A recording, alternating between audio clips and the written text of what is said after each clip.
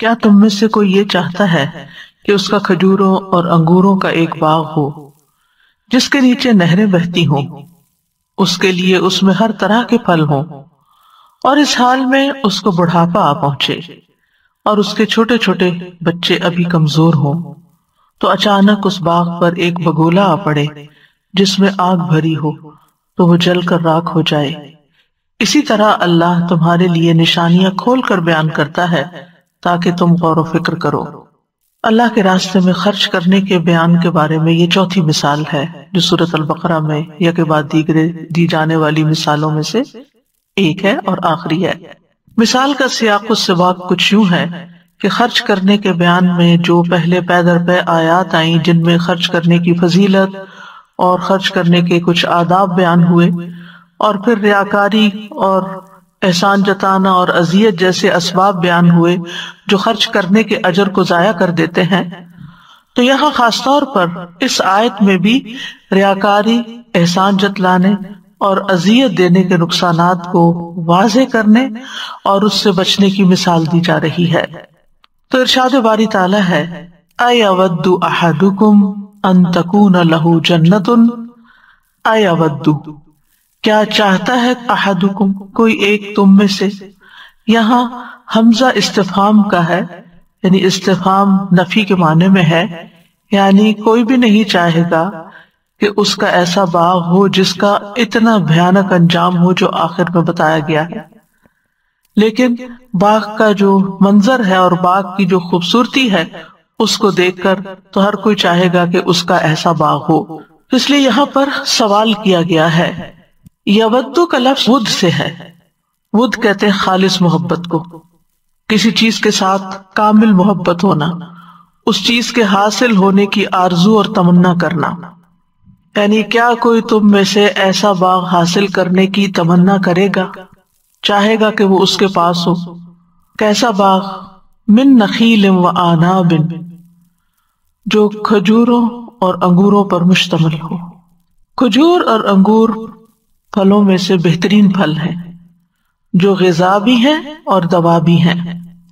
یہ پھل عام پھلوں کے مقابلے میں افضل ہیں، ان کے فوائد بھی زیادہ ہیں، اور خصوصاً ہم دیکھتے ہیں کہ عجوہ کھجور میں شفا بھی ہے، جیسا کہ حدیث میں آتا ہے رسول اللہ صلی اللہ علیہ وسلم نے فرمایا، بالائی علاقے کی عجوہ کھجور کا نہار منہ استعمال کرنا ہر قسم کے جادو اور زہر سے شفا ہے، یعنی ٹاکسنز وغیرہ بھی اس سے دور ہو جاتے ہیں۔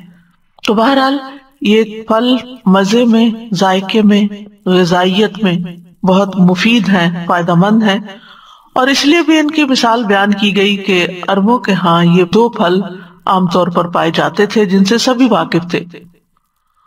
ہو سکتا ہے کہ اگر مینگو کی مثال دی جاتی تو وہاں لوگ نہ سمجھتے کہ آم کیا ہوتے ہیں، تو قریب کی مثال دی گئی کہ لوگ بات بھی سمجھے۔ اور ویسے بھی ہم دیکھتے ہیں کہ ایک اور جگہ بھی باغ والوں کا قصہ آیا تو وہاں بھی انہی پھلوں کا ذکر ہے۔ تجری من تحتها الانہار، اس کے نیچے سے نہریں بہتی ہیں۔ انہار جمع کا صیغہ ہے، اس سے یہ پتہ چلتا ہے کہ باغ میں صرف ایک نہر نہیں تھی، مختلف طرح کی نہریں تھیں، اور یہ باغ کے مختلف حصوں میں پھیلی ہوئی تھی۔ اس سے یہ بھی پتہ چلتا ہے کہ باغ ایک بڑا باغ تھا، چھوٹا سا نہیں تھا۔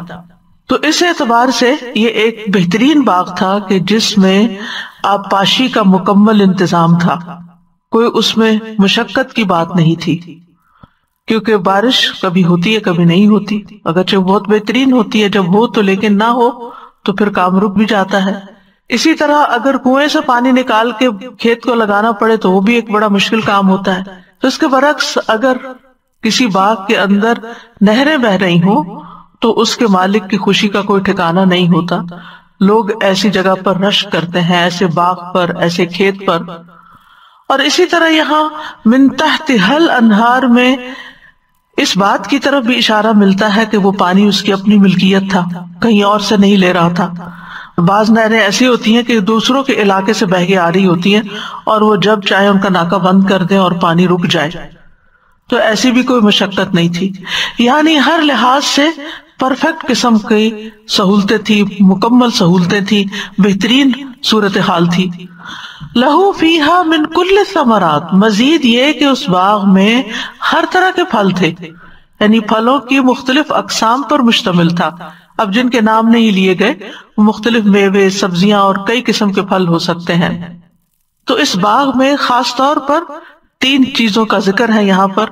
نمبر 1 کہ اس باغ میں کھجوریں اور انگور ہیں.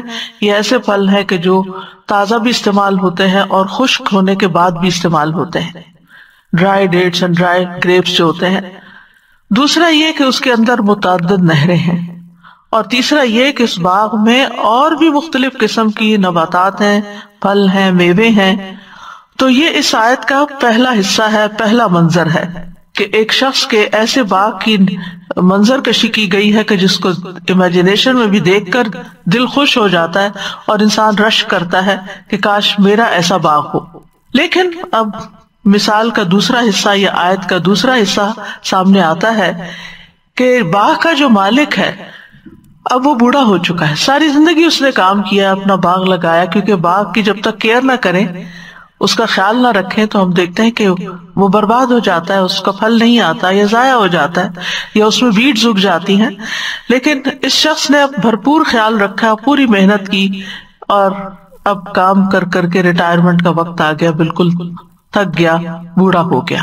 وَلَهُ ذُرِّيَّةٌ ضُعَفَاءُ، اور اس کی کمزور اولاد ہے، یعنی خود مالک کو بڑھاپا لاحق ہو گیا ہے اور اولاد جو ہے وہ ابھی یا تو چھوٹی ہے، ضعفاء کمزور اس اعتبار سے، یا پھر یہ بھی ہو سکتا ہے کہ کسی بیماری کی وجہ سے کمزور ہو، وہ ہینڈی کیپ ہو یا کوئی اور مسئلہ ہو ان کے ساتھ، یا یہ کہ ناسمجھ قسم کی ذہنی طور پر، عقلی طور پر کمزور ہو کہ انہیں کام کاروبار نہ آتا ہو، اور ان سب کی روزی کا اور ان سب کی ضروریات کا انحصار اسی باغ پر ہو.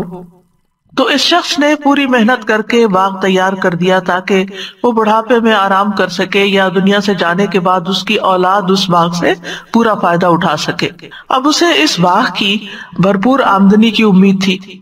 اور ہاں، خاص طور پر یہاں بڑھاپے کا ذکر اس لیے کیا گیا کیونکہ بڑھاپا ایسی بیماری ہے یا ایسی کیفیت کا نام ہے کہ جس میں انسان جوانی کی طرح بھاگ دوڑ نہیں کر سکتا، زیادہ کام نہیں کر سکتا، کیونکہ جوان انسان جو ہے وہ مزید اپنے کاروبار کو بڑھا سکتا ہے، زیادہ محنت کر سکتا ہے، کہیں کوئی کمی بیشی ہو جائے، نقصان ہو جائے تو وہ ایک نئی راہ اختیار کر سکتا ہے. لیکن یہاں پر اب صورتحال یہ ہے کہ انتہائی بڑھاپا اور انتہائی کمزور اولاد اور اس کے بیچ میں ایک اور آفت آ گئی. فَأَصَابَهَا إِعْصَارٌ فِيهِ نَارٌ فَاحْتَرَقَتْ، تو اس باغ کو آ پہنچا ایک بگولا. اعصار جو ہے یہ ٹورنیڈو کو کہتے ہیں. عربی میں اس کا ایک معنی کیا جاتا ہے آگ کا بگولا جو جان لے لیتا ہے، یعنی اچانک آ پڑنے والی آگ جو انسان کو وہیں بسم کر دے. اسی طرح اس کا معنی ہے گول گھومنے والی آندھی، بگولا جیسے ٹورنیڈو میں، اور پھر وہ ورٹیکلی اوپر کو بھی جاتی، یعنی گھومتی جاتی ہے اور اس کے ساتھ ساتھ بلندی کی طرف چڑھتی جاتی ہے اور ساتھ آگے بھی رواں ہوتی جاتی ہے. تو گول گھومنے سے نقصان یہ ہوتا ہے کہ اس کے گھیرے میں جو چیز آتی ہے پھر اس کو وہ فنا کر کے رکھ دیتی ہے، یعنی جس چیز کے پاس سے بھی گزرتی ہے اس سے لپٹ جاتی ہے. جیسے کپڑے کو بل دیے جاتے نا، تو ایسے یہ چیزوں کو بل دیتی جاتی ہے، اپنے اندر سمیٹتی جاتی ہے. اور پھر آپ دیکھیے کہ یہ آندھی جو ہے اس کی خصوصیت کیا ہے کہ یہ تباہی لاتی ہے، یعنی اس میں خیر نہیں ہوتی. یہ ایسی ہوا ہے جو خیر نہیں لاتی، ریح نقیم ہے، ہر چیز کو تباہ کر کے رکھ دیتی ہے. عام طور پر نہیں چلتی ایسی ہوا، بہت ریئر کیسز میں ہوتی ہے. اور کہتے ہیں کہ دنیا میں سب سے پہلے 2003 میں ایسا ٹورنیڈو یا ایسا بگولا دریافت ہوا کہ جس میں ہوا بھی تھی اور اس کے اندر آگ بھی تھی، اور باقاعدہ اس کی ویڈیوز موجود ہیں نیٹ پر. یعنی تیز ہوا اوپر کو اٹھ رہی ہے اور اس کے ساتھ ساتھ آگ بھی اوپر جاری. ورنہ عموماً کیا ہوتا ہے کہ جہاں آگ ہوتی ہے اگر ہوا چلے تو آگ بجھ جاتی ہے، لیکن یہ اس قسم کی آگ ہے کہ ہوا نے اس کو اپنے گھیرے کے اندر لیا ہوا اور وہ بھی خوب بھڑکتی چلی جا رہی ہے. اور یہ بھی معنی کیا گیا کہ اس میں بہت شدید حرارت بھی ہے. فیہ نار، اب ہوا یہ کہ یہ گول گھومنے والی آندھی، یہ بگولا، یہ اعصار، یہ ٹورنیڈو آگ لیے ہوئے اس باغ کے پاس سے گزرا، اس کو اپنے گھیرے میں لے لیا اور ہر چیز اس کی تباہ کر دی۔ اگر آپ نیٹ پہ دیکھیں تو جاپان کی ایک زلزلے کی تصویر نظر آتی ہے، اس میں ایک علاقہ دکھایا گیا ہے کہ جس میں زلزلے کے بعد ایسی ہوا سی چلی کہ جس میں آگ تھی، جس نے اس پورے علاقے کو شاید 38 منٹس میں جلا کے رکھ دیا۔ تو فاحترقت، یعنی جب یہ آگ پڑی اس باغ کو تو اس کے پتے، اس کے پھل، اس کی ٹہنیاں، اس کی جڑیں، سب کچھ خشک ہو گیا، جل گیا، راکھ ہو گیا۔ اب آپ سوچئے کہ اس آدمی کا حال کیا ہوگا، وہ کس قدر رنجیدہ ہوگا، کس قدر غمگین ہوگا کہ عین بڑھاپے میں اپنی کمزوری اور اولاد کی کمزوری کی حالت میں اس نے باغ کھو دیا کہ اب نہ تو وہ خود کما سکتا ہے، نہ بچے اس کو کما کے دے سکتے ہیں۔ مصیبت پر مصیبت پر مصیبت۔ اب انجام کیا ہے کہ زندگی آئندہ کی انتہائی تنگ ہوگی، حسرت ہوگی اور ریگریٹس ہی ریگریٹس ہوں گے۔ ساری محنت، سارا سرمایہ لگایا ہوا، ساری جوانی اس میں کھپائی ہوئی، سارا وقت لگایا ہوا، سب کچھ برباد ہو گیا آن کی آن میں۔ یعنی اب ہاتھ ہی ملتا رہ گیا وہ شخص کہ سب کچھ اس کے ہاتھ سے نکل گیا، شدید حسرت کا شکار ہو گیا۔ اب دیکھیے کہ ابتدا کتنی خوبصورت اور انتہا کتنی بھیانک، یعنی خوبصورت باغ، وافر پھل، وافر پانی، اور انتہا میں راکھ ہی راکھ، کچھ نہیں بچا۔ کذالک یبین اللہ لکم الآیات لعلکم تتفکرون، اسی طرح اللہ تمہارے لیے آیات کو بیان کرتا ہے تاکہ تم غور و فکر کرو، یعنی دلائل واضح کرتا ہے، مثالیں بیان کرتا ہے۔ کیوں؟ تاکہ تم غور و فکر کرو، یعنی عبرت حاصل کرو، سبق لو، رہنمائی حاصل کرو۔ یہ کن لوگوں کی مثال ہے؟ یہ ان لوگوں کی مثال ہے جو اپنے صدقات دینے کے بعد، نیک اعمال کرنے کے بعد احسان جتاتے ہیں، تکلیف پہنچاتے ہیں، ریاکاری کرتے ہیں، جس کی وجہ سے ان کی ساری نیکی جو بظاہر بڑی خوبصورت معلوم ہوتی ہے اس باغ کی طرح، سب کی سب ضائع ہو جائے گی، اس کا کوئی فائدہ ان کو نہیں ملے گا آخرت میں، جبکہ ان کو اس کی شدید ضرورت ہوگی۔ تو آپ دیکھیے کہ اس باغ میں بہت ساری خوبیاں تھیں، لیکن اس ساری خیر کے باوجود اس کے اس میں پانی بھی تھا، نہریں بھی تھی، لیکن آگ حاوی ہو گئی۔ تو جب آپ ایسے باغ کے بارے میں پڑھتے ہیں تو ہر شخص کے اندر ایک خواہش پیدا ہوتی ہے کہ اتنا مکمل اور اتنا خوبصورت باغ، مالک کتنا خوش قسمت ہے۔ لیکن دوسری طرف آپ دیکھتے ہیں کہ عین اس وقت جب کہ اس کو ضرورت ہے اس باغ کے فائدے کی، اس کے ہاتھ میں کچھ بھی نہیں آتا اور اس کے پاس صرف حسرتیں باقی رہ جاتی ہیں، غم، پریشانی، مستقبل کا خوف، تکلیف ہی تکلیف، اولاد کو دیکھ کے، ان کی شکل کو دیکھ کے بھی تکلیف، اپنی حالت کو دیکھ کے بھی تکلیف، باغ کو دیکھ کے بھی تکلیف، ہر طرف مایوسی ہی مایوسی ہے۔ اسی طرح کی ایک مثال ہمیں سورۃ الکہف میں بھی ملتی ہے، جس میں اللہ سبحانہ وتعالیٰ دو لوگوں کا واقعہ بیان کرتے ہیں کہ ان میں سے ایک کے پاس 2 باغ تھے جن میں انگور تھے، اور انگور اندر تھے لیکن اس کے ساتھ ساتھ اس باغ کو کھجوروں نے گھیر رکھا تھا۔ وَحَفَفْنَاهُمَا بِنَخْلٍ وَجَعَلْنَا بَيْنَهُمَا زَرْعًا، باغ کے اندر کھیتی بھی تھی، یعنی اور بھی چیزیں لگی ہوئی تھی۔ كِلْتَا الْجَنَّتَيْنِ آتَتْ أُكُلَهَا وَلَمْ تَظْلِم مِّنْهُ شَيْئًا وَفَجَّرْنَا خِلَالَهُمَا نَهَرًا، اس کے بیچ نہریں بھی چل رہی تھی۔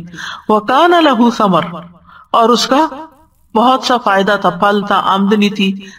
تو آپ دیکھیے کہ ان 2 مثالوں میں کافی مماثلت بھی پائی جاتی ہے۔ تو کہنے کا مطلب یہ ہے کہ جو شخص محنت کرتا ہے اور خصوصاً عبادت میں محنت کرتا ہے، اسے چاہیے کہ وہ صرف اور صرف اللہ کی رضا کے لیے کرے، اللہ کی خوشنودی کے لیے کرے۔ ایسا عمل اس کھیت کی طرح ہے جس میں پھل پھول ہیں، نہریں ہیں، طرح طرح کے پھل ہیں، دلکش باغ ہے۔ یعنی یہ ہمارے نیک اعمال ہمارے لیے کیا ہے؟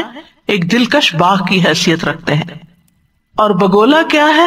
نیکیوں کو ضائع کرنے والے اعمال، چاہے وہ جو ان آیات میں بیان ہوئے یا اس کے علاوہ جن کی کچھ تفصیل میں آگے جا کر بیان کروں گی۔ انسان اپنے اعمال کا سب سے زیادہ ضرورت مند کب ہوگا، یا ان کے اجر کا، یا ان کے ثمر کا، یا ان کے نتیجے کا؟ جب وہ اللہ کے پاس پہنچے گا، لیکن جب وہاں پہنچے گا لم یجد شیئا، وہاں تو کچھ بھی نہیں ہوگا. اللہ سبحانہ وتعالیٰ سے ملاقات کرے گا اور پورا پورا اس کا حساب چکا دیا جائے گا. تو بنیادی طور پر یہاں ایک منافق شخص کے اعمال کا ذکر ہے جو بظاہر بڑی بڑی نیکیاں کرتا ہے، چیریٹی کے بڑے بڑے کام کرتا ہے، لیکن وہ صدقہ خیرات صرف اور صرف دکھاوے کے لیے کرتا ہے. کیونکہ قرآن مجید میں منافقین ہی کے بارے میں آتا ہے کہ وہ دکھاوے کے اعمال کرتے ہیں، ناپسندیدگی سے خرچ کرتے ہیں. لیکن جہاں شہرت کی بات ہوتی ہے وہاں پر یا ضرورت یا فائدہ یا مقصد کوئی ہوتا ہے تو خوب خرچ کرتے ہیں. تو باغ کے حسن اور خوبصورتی سے مراد منافق کا عمل ہے جو بظاہر بڑا خوبصورت ہوتا ہے. آپ نے دیکھا ہوگا کہ بعض لوگ بظاہر بہت خوش اخلاق ہوتے ہیں، وہ آپ کے ساتھ لین دین کرتے ہیں، دعوتوں پہ آپ کو بلاتے ہیں، بظاہر لگتا ہے کہ لوگوں کے بہت سے کام کر رہے ہیں، لوگ آ کر ان کو اپنے مسئلے مسائل بتاتے ہیں، وہ ان کے مسائل حل کرنے کے لیے دوڑتے ہیں، خوشی غمی کے موقع پر وہ لوگوں کے پاس پہنچتے ہیں، مبارکبادیں دینے حاضر ہوتے ہیں، کوئی فوت ہو جائے تو فوتگی کے موقع پہ حاضر ہوتے ہیں، اور بعض اوقات انہیں کوئی شکایت بھی ہو جائے تو شکایت بھی پی جاتے ہیں. لیکن جب ان کی مرضی کے خلاف کوئی چیز ہو جائے یا جہاں ان کو کوئی فائدہ نظر نہ آئے یا کوئی ان پر تنقید کر دے یا پھر یہ کہ ان کے مفاد پر کوئی زد پڑے تو ان کی اصلیت کھل کے سامنے آ جاتی. وہ جتنا بھی آپ کے ساتھ احسان کر رہے ہوتے ہیں، یہ جتنے بھی بڑے بڑے کام کر رہے ہوتے ہیں، وہ ان سب سے اپنا ہاتھ کھینچ لیتے ہیں. اب وہ آپ کو سلام میں پہل نہیں کریں گے، آپ کو دیکھ کے مسکرائیں گے نہیں، آپ کو اپنی دعوت میں بلانا بھول جائیں گے، آپ کو مشکل پیش آئے گی تو وہ آپ کے کام نہیں آئیں گے. اگر آپ ان سے شکوہ بھی کریں تو وہ بھی کوئی بہانہ کر دیں گے کیونکہ ان کو آپ سے شکایت ہو گئی. آپ انسان تھے، آپ سے غلطی ہو سکتی ہے. تو بعض لوگ دنیاوی فائدوں کے لیے دیندار بنے ہوئے ہوتے ہیں، دنیاوی فائدوں کے لیے وہ لوگوں میں اپنی پبلک ریلیشننگ بڑھانے کے لیے، پی آر کے لیے وہ لوگوں کے ساتھ بہت اچھا رکھ رکھاؤ کرتے ہیں. لیکن جب انہیں پتہ چلتا ہے کہ لوگوں سے ان کو فائدہ نہیں پہنچا جس کی وہ توقع رکھتے تھے، یا کوئی شخص ان کی توقعات پہ پورا نہیں اترا، تو سب کچھ ختم کر کے رکھتے. اور آپ حیران ہوگے کہ یہ کیسے دوست تھے، یہ کیسے لوگ تھے کہ جو اتنی محبتوں کا اظہار کرتے تھے اور جب مقصد پورا نہیں ہوا تو نگاہیں ہی پھیر لی، رنگ ہی بدل لیا. تو ایسے شخص کی یہاں مثال دی جا رہی ہے کہ جس نے باغ سنوارنے میں کوئی کسر نہیں چھوڑی. ڈفرنٹ چیزوں کا ذکر ہے نا، پانی بھی ہے، کھیتی بھی ہے، کھجور کے اونچے درخت بھی ہیں، انگوروں کی بیلیں بھی لٹک رہی ہیں، اور بھی طرح طرح کے پھل ہیں، یعنی ہر قسم کی نیکیاں کر رہے ہیں. صدقہ خیرات کے علاوہ باقی بھی نیکیوں کے کام کر رہے ہیں. لیکن اس سے وہ کیا چاہتے ہیں؟ دنیا میں جلد ملنے والا بدلہ. اور جب وہ بدلہ نہیں ملتا تو پھر وہ نیکی نہیں کرتے. آپ دیکھیے کہ بہت سے لوگ صرف اس وقت کام کرتے ہیں جب آپ ان کی تعریف کرتے رہیں، ان کو تعریف کا فیول چاہیے ہوتا ہے، خوشامد کرتے رہیں، ان کے آگے پیچھے پھرتے رہیں، پھر تو وہ آپ کے کام آئیں گے، ورنہ نہیں. تو یہ صورتحال جو ہے یہ انتہائی خطرناک ہے، اس سے انسان کو بچنے کی ضرورت ہے کیونکہ اس کا انجام بڑا بھیانک ہے.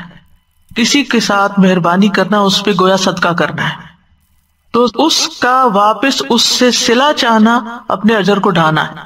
تو جو شخص شروع میں اللہ کی رضا کے لیے خرچ کرتا ہے، دکھاوا کرتا ہے، لیکن کبھی اللہ کی رضا بھی دل میں ہوتی ہے، کیونکہ بعض لوگ ایسے ہوتے ہیں وہ دکھاوا نہیں بھی کرتے، اللہ کی رضا کے لیے کر رہے ہوتے ہیں، تو ابتدا میں تو ان کو اجر حاصل ہو جاتا ہے، لیکن پھر کسی وقت تنگ آ کر پھٹ پڑتے ہیں اور احسان جتا کے اذیت دے کے سارا کچھ برباد کر دیتے. یعنی ایک طرف ریاکار کی مثال ہے اور دوسری طرف ایسے بندے کی مثال ہے کہ جو ویسے کام ٹھیک کرتا ہے، ایمان بھی ہے اس کے اندر، اللہ کے لیے بھی کر رہا ہے، لیکن احسان جتانے کی عادت نہیں جاتی اس کی، یا اذیت دینے کی عادت نہیں جاتی. تو قیامت کے دن جب وہ اٹھے گا تو اس کے پاس کچھ بھی نہیں ہوگا، کوئی اجر و ثواب نہیں ہوگا جس کا وہ منتظر ہوگا. کتنا بڑا شوق ہوگا کہ انسان نیکیاں کر کر کے جمع کر رہا اور خوش فہمی میں مبتلا ہے کہ میں جب قیامت کے دن جاؤں گا تو میرا بڑا اچھا استقبال ہوگا، اور جب وہ وہاں جائے گا تو وہاں پر کچھ بھی نہیں ہوگا، سب کچھ اس کی آنکھوں کے سامنے بکھر چکا ہوگا. ایسے شخص کا پھر کیا حال ہوگا۔ تو اگرچہ یہ صدقات کے سلسلے کی مثال ہے، لیکن آیت کا عمومی معنی بھی ہے جو ہر نیکی کرنے والے کو عام ہے، یعنی یہ مثال ان سب لوگوں کے لیے بھی عام ہے جو نیک عمل کرتے ہیں پھر ساتھ ہی کوئی فاسد عمل کر کے اپنے عمل کو باطل کر لیتے ہیں۔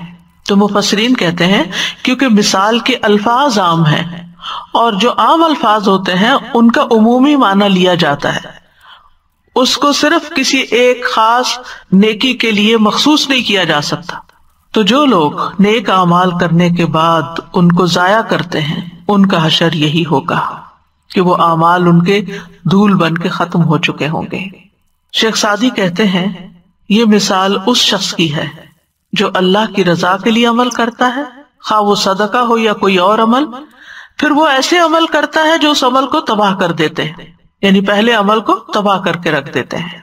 عبید بن عمیر کہتے ہیں کہ عمر رضی اللہ عنہ نے ایک مرتبہ نبی صلی اللہ علیہ وسلم کے صحابہ سے پوچھا تمہارا کیا خیال ہے کہ یہ آیت کس معاملے کے متعلق ہے؟ ایود احدکم، یہی آیت پڑھ کے سنائی۔ صحابہ نے کہا اللہ عالم، اللہ بہتر جانتا ہے۔ تو حضرت عمر غصے میں آ گئے، انہوں نے کہا کہو ہم جانتے ہیں یا ہم نہیں جانتے؟ یہ کیا بات ہوئی کہ اللہ ہی جانتا ہے؟ اللہ تو ہر چیز جانتا ہے، لیکن میں تم سے پوچھ رہا ہوں۔ اب یہ تو ایسا ہی ہے نا کہ جیسے کوئی آپ سے اپنا مسئلہ بیان کرے اور کہے کہ مجھے اس معاملے میں بتائیں کہ یہ چیز حلال ہے یا حرام ہے، تو آپ کا اللہ ہی جانتا ہے۔ بھائی اگر آپ جانتے تو آپ بتا دیں، نہیں جانتے تو آپ کہہ دیں مجھے نہیں معلوم، آئی ڈونٹ نو۔ تو بہرحال اس وقت ابن عباس کہنے لگے امیر المومنین میرے دل میں اس کے متعلق ایک بات آئی ہے۔ حضرت عمر نے فرمایا بھتیجے بیان کرو اور خود کو حقیر نہ خیال کرو۔ حضرت عمر جو تھے ابن عباس کو بہت انکریج کرتے تھے اور وہ ان کو اپنی مجلس سے بڑا قریب بٹھاتے تھے، جس پر کئی بزرگوں کو اعتراض بھی تھا۔ تو بہرحال انہوں نے پھر ایک دفعہ ان کا ٹیسٹ بھی لے لیا سب کے سامنے، اس کے بعد سب مطمئن ہو گئے کہ انہوں نے جواب دیا اور باقی لوگ نہ دے سکے۔ تو ابن عباس کہتے ہیں اس آیت میں عمل کی مثال بیان کی گئی ہے۔ حضرت عمر نے کہا کون سے عمل کی؟ ابن عباس کہتے ہیں بس عمل کی، یعنی کسی بھی عمل کی، اور بات تو صحیح ہے۔ حضرت عمر کہتے ہیں یہ ایک مالدار شخص کی مثال ہے جو اللہ عز و جل کی اطاعت میں عمل کرتا رہتا ہے، پھر اللہ اس پر شیطان کو غالب کر دیتا ہے تو وہ گناہوں میں مصروف ہو جاتا ہے حتیٰ کہ اس کے نیک اعمال فنا ہو جاتے ہیں، یعنی ساری زندگی اچھے کام کرتا ہے، آخری عمر میں جا کے بھٹک جاتا ہے، غلط وصیت کر جاتا ہے یا غلط کاموں میں پڑ جاتا ہے، یا بعض اوقات آپ دیکھا ہوگا کہ بڑھاپے میں آ کے انسان چڑچڑا ہو جاتا ہے اور بچوں کو بھی بے وجہ بعض اوقات ڈانٹ ڈپٹ کرنا شروع کر دیتا ہے، ساری زندگی ان پر احسانات کیے ہوتے ہیں، پھر وہ بیٹھ کے ان کو گنوانا شروع کر دیتا ہے۔ تو ساری زندگی کی محنت اور ساری زندگی کی کوشش ضائع کرنے والی بات ہو جاتی ہے، کیونکہ انسان جب کمزور ہوتا ہے نا تو شیطان بھی اس پہ غالب آ جاتا ہے۔ بعض اوقات یہ بھی ہوتا ہے کہ انسان مال جمع کرنے میں اور دنیا کے کاموں میں اتنا مصروف ہوتا ہے کہ اس کو اللہ کی یاد کا وقت نہیں ملتا، دین سیکھنے کا وقت نہیں ملتا، اور پھر شیطان ایک وقت میں آ کے اس کا کوئی ویک پوائنٹ دیکھ کے اس کو ایسا گھیرے میں لیتا ہے کہ اس کے منہ سے ایسی باتیں نکلوا دیتا ہے کہ جس کی وجہ سے ویسے وہ ایک اچھا انسان تھا لیکن اس کے اچھے عمل برباد ہو کے رہ جاتے ہیں۔ تو کئی اعتبار سے اس مثال کے مطابق انسان کو کانشیسلی زندگی بسر کرنے کی ضرورت ہے، اور تقوی اسی چیز کا نام ہے کہ انسان ہر سٹیپ پر، زندگی کے ہر موڑ پر گاڈ کانشیس رہے، اللہ سے ڈرتا رہے کہ کوئی غلط کام اس سے نہ ہو جائے۔ تو بہرحال اس مثال میں مشابہت کی وجہ یہ ہے کہ شدید ضرورت کے وقت نعمت چھن جانے سے انسان کے اندر شدید حسرت پیدا ہو جاتی ہے۔ جتنی شدید ضرورت ہوتی ہے اس وقت نعمت چلی جائے تو اس انسان کے اندر پھر بہت زیادہ شرمندگی، ندامت، ریگریٹ، حسرت پیدا ہو جاتی ہے، اور خاص طور پر انسان کو اپنی آخرت کی فکر کرنی چاہیے، کیونکہ اس دن انسان کے سامنے وہ چیزیں ظاہر ہونے لگیں گی جن کا اس کو خیال بھی نہ تھا۔ سورۃ الزمر میں ایک آیت آتی ہے وَبَدَا لَهُم مِّنَ اللَّهِ مَا لَمْ يَكُونُوا يَحْتَسِبُونَ، اور ان کے لیے اللہ کی طرف سے وہ کچھ سامنے آ جائے گا جس کا وہ گمان بھی نہیں کیا کرتے تھے، جس کا انہوں نے کبھی سوچا بھی نہیں تھا۔ یعنی ایک شخص اگر باغ لگا رہا ہے تو وہ یہ تھوڑی سوچتا ہے کہ اس پہ کوئی آسمانی بجلی آ گرے گی اور یہ ختم ہو جائے گا، وہ تو یہی سوچتا ہے کہ میں نے اتنا کام کر دیا کہ نسلیں کھائیں گی اس سے، لیکن اس کو نہیں پتا ہوتا کہ کل اس کے ساتھ کیا ہونے والا ہے۔ وَبَدَا لَهُم مِّنَ اللَّهِ مَا لَمْ يَكُونُوا يَحْتَسِبُونَ۔ اسی طرح قرآن مجید میں آتا ہے وَالَّذِينَ كَفَرُوا أَعْمَالُهُمْ كَسَرَابٍ بِقِيعَةٍ يَحْسَبُهُ الظَّمْآنُ مَاءً حَتَّى إِذَا جَاءَهُ لَمْ يَجِدْهُ شَيْئًا وَوَجَدَ اللَّهَ عِندَهُ فَوَفَّاهُ حِسَابَهُ وَاللَّهُ سَرِيعُ الْحِسَابِ۔ اور وہ لوگ جنہوں نے کفر کیا ان کے اعمال کسی چٹیل میدان میں ایک سراب کی طرح ہیں جسے پیاسا پانی خیال کرتا ہے، یہاں تک کہ جب اس کے پاس آتا ہے تو اسے کچھ بھی نہیں پاتا، وہ پانی نہیں ہوتا، اور اللہ کو اپنے پاس پاتا ہے۔ وَوَجَدَ اللَّهَ عِندَهُ، یعنی اللہ کے پاس قیامت کے دن حساب دینے پہنچ گیا اور وہ اسے اس کا پورا پورا حساب چکا دیتا ہے، اور اللہ بہت جلد حساب لینے والا ہے۔ یعنی یہ مت سمجھو کہ آخرت دور ہے، جلد ہی وہ وقت بھی آنے والا ہے جہاں دکھاوے اور ریاکاری کے ساتھ کیے ہوئے اعمال دھول بنا کے اڑا دیے جائیں گے۔ سورۃ فرقان میں آتا ہے وَقَدِمْنَا إِلَىٰ مَا عَمِلُوا مِنْ عَمَلٍ فَجَعَلْنَاهُ هَبَاءً مَنثُورًا، اور ہم اس کی طرف آئیں گے جو انہوں نے کوئی بھی عمل کیا ہوگا تو اسے بکھرا ہوا غبار بنا دیں گے، سب کچھ ختم ہو کے رہ جائے گا۔ تو اس لیے کوئی بھی نیکی انسان کرے اور خصوصاً جب صدقہ کرے تو اس کے آداب کا خیال رکھے۔ سب سے پہلی بات تو یہ کہ حلال مال میں سے خرچ کرے، طیب چیز اللہ کے راستے میں خرچ کرے۔ اس مثال کے فوراً بعد آتا ہے یا ایھا الذین آمنوا انفقوا من طیبات ما کسبتم، اے لوگو جو ایمان لائے ہو ان پاکیزہ چیزوں میں سے خرچ کرو جو تم نے کمائی ہیں۔ اللہ سبحانہ وتعالیٰ پاک ہے اور پاک چیز قبول کرتا ہے۔ ان اللہ طیب لا يقبل الا طیبا، اس لیے عمدہ سے عمدہ چیز اللہ کے راستے میں دینی چاہیے۔ حرام مال سے دیا ہوا صدقہ نیکی کی بجائے الٹا گناہ کا سبب بنتا ہے۔ نبی صلی اللہ علیہ وسلم نے فرمایا جس نے حرام مال جمع کیا پھر اس کے ذریعے صدقہ کیا تو اس کے لیے اس میں کوئی اجر و ثواب نہیں بلکہ اس کا گناہ اس پر ہوگا، یعنی وہ صدقہ ثواب نہیں بلکہ گناہ بن جائے گا۔ پھر اسی طرح ناپاک چیز خرچ نہیں کرنی چاہیے۔ اللہ تعالیٰ فرماتے ہیں وَلَا تَيَمَّمُوا الْخَبِيثَ مِنْهُ تنفقون، کہ جو تم خرچ کرتے ہو اس میں سے خبیث نہ ہو، نکمی اور ردی چیز نہ ہو، بالکل بیکار کہ جو کسی کے کام ہی نہ آئے۔ خبیث ناپاک یعنی گلی سڑی، یا پھر یہ ہے کہ کوئی حرام کی چیز، مثال کے طور پر کوئی نان مسلم آپ کو شراب کا تحفہ دے دیتا ہے تو آپ کہتے ہیں کہ چلو گرانے کی بجائے، ڈسکارڈ کرنے کی بجائے کسی اور کو تحفہ دے دیتے ہیں، تو ایسی چیزیں تحفہ بھی نہیں دینی چاہیے۔ کوئی آپ کو ایسی کیک یا چاکلیٹس لا کے دے دیتا ہے تو پھر اسی طرح یہ ہے کہ ردی اور نکمی چیزیں نہیں دینی چاہیے۔ ایک شخص نے ایک دفعہ کمزور سا اونٹ کا بچہ دیا اللہ کے راستے میں، تو نبی صلی اللہ علیہ وسلم نے فرمایا اللہم لا تبارک فیہ ولا فی ابلہ، اے اللہ اس میں اور اس کے اونٹوں میں برکت نہ فرمانا۔ تو بہرحال اس شخص کو جب یہ بات پہنچی تو وہ بہت پریشان ہوا، دوڑتا ہوا آیا، کہا میں توبہ کرتا ہوں، معافی مانگتا ہوں، تو آپ نے اس کے لیے دعا کی۔